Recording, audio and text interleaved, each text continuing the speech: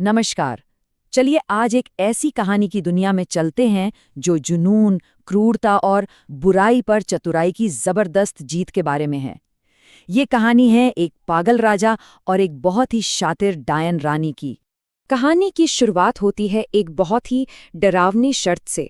जरा सोचिए, एक ऐसी मांग जिसने एक पूरे साम्राज्य की किस्मत को ही दांव पर लगा दिया, और यहीं से एक भयानक कहानी की नींव रखी गई। तो पहला अध्याय, राजा का अंधा मोह।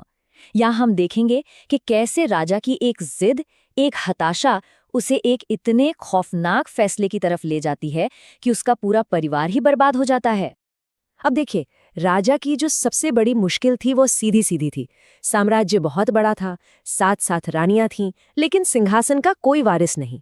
और बस यही एक चिंता थी जो उसे अंदर ही अंदर खाए जा रही थी कि भाई मेरे बाद इस राज्य का क्या होगा। रानियों ने बहुत समझाया, बहुत चेतावनियां दी, पर राजा ने किसी की एक न सुनी और वो निकल पड़ा उत्तर में शिकार के लिए। और वहीं वहीं उसे मिलती है एक जादुई सफेद हिरणी, जो असल में एक इतनी खूबसूरत जादूगरनी थी कि राजा तो बस उसे देखकर अपनी सुध बुद्धि खो बैठा। लेकिन उस जादूगरनी ने जो कीमत मांगी वो बहुत ही क्रूर थी, बहुत ही भयानक।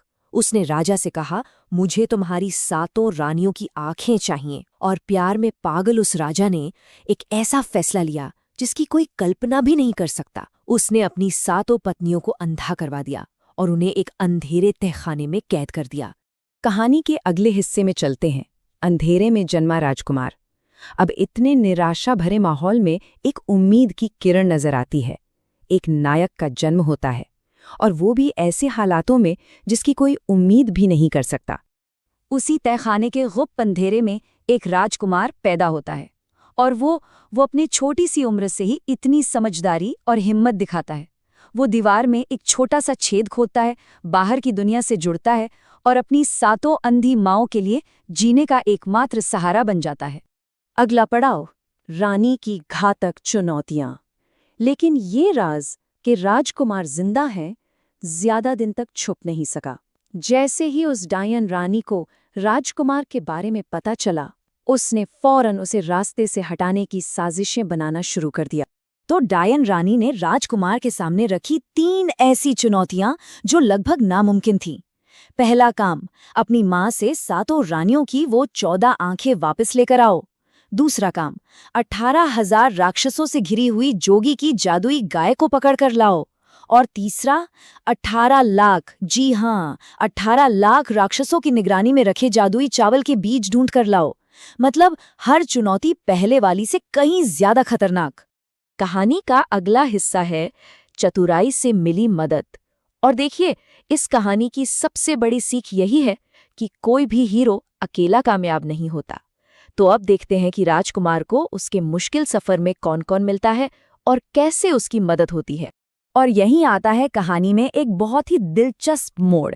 सबसे पहली और सबसे जरूरी मदद मिलती है एक चतुर राजकुमारी से, जिसे राजकुमार से प्यार हो जाता है।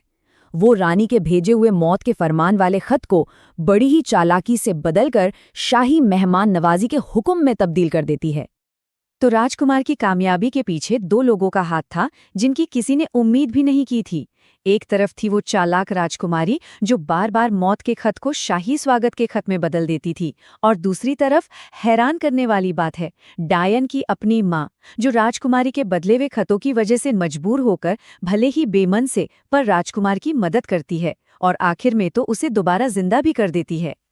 कहानी अब एक ऐसे मोड़ पर पहुंचती है जहां सारी उम्मीदें टूटने लगती हैं। अपने आखिरी और सबसे मुश्किल काम पर राजकुमार एक चेतावनी को नजरअंदाज कर देता है। वो एक गलती कर बैठता है। वो पीछे मुड़कर देख लेता है और बस पलक झपकते ही वो राख के ढेर में बदल जाता है। एक पल को तो लगता है कि बस सब खत्म, कहानी का एक दुखद अंत हो गया। लेकिन नहीं, ये अंत नहीं था। राजकुमारी के खत की वजह से मजबूर डायन की माँ राजकुमार की राख ढूंढती है, और उसे जिंदा करने का जो तरीका है वो काफी अजीब और भयानक है। सबसे पहले वो उस राख को पानी में मिलाकर उसका नया शरीर बनाती है, और फिर अपने ही खून की कुछ बूंदें उसके मुंह में डालकर उसमें दोबारा जान फूंक देती है। सचमुच उसे मौत के मुंह से वापस खींच लाती है। और अब आता है कहानी का सबसे बड़ा मोड़, नायक की वापसी। राजकुमार लौटता है, लेकिन इस बार एक डरा सहमा लड़का नहीं, बल्कि मौत को भी हराकर आने वाला एक शक्तिशाली नौजवान बनकर।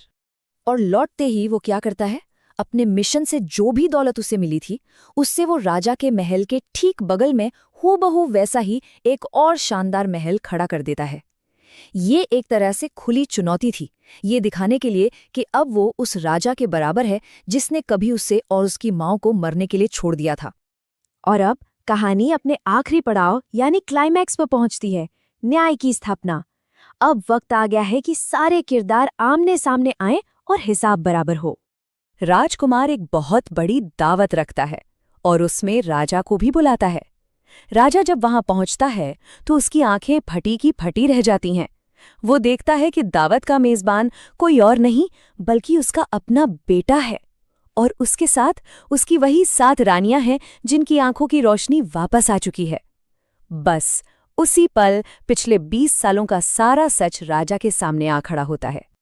अपने किए का सच जब सामने आता है तो राजा का सारा घमंड चकनाचूर हो जाता है। उसे एहसास होता है कि उसने कितनी बड़ी, कितनी भयानक गलती की है, और वो अपने बेटे के सामने गिड़गिड़ाता है, कहता है, मैंने ये सब उस सफ़ेद हिरनी, उस जादूगरनी के मोह में फंसकर किया था, मुझे माफ़ कर दो। और आखिर में न्याय होता है। उस डायन रानी को उसके किए की सज़ा मिलती है, उसे मौत के घाट उतार दिया जाता है। 7 रानियों को पूरे सम्मान के साथ उनके महल में वापस लाया जाता है, और राजकुमार को उसका असली हक मिलता है। वो सिंहासन का सच्चा वारिस माना जाता है, और इस तरह वो बिखरा हुआ परिवार फिर से एक हो जाता है। तो ये कहानी खत्म होते होते हमारे लिए एक बड़ा सवाल छोड़ जाती है कि बुद्धि ज्यादा शक्तिशाली है या ताकत। राजकुमार में इतनी बड़ी बड़ी मुश्किलों का सामना अपनी ताकत से नहीं बल्कि अपनी चतुराई और जो मदद उसे मिली उससे किया। इस बारे में सोचिएगा जरूर।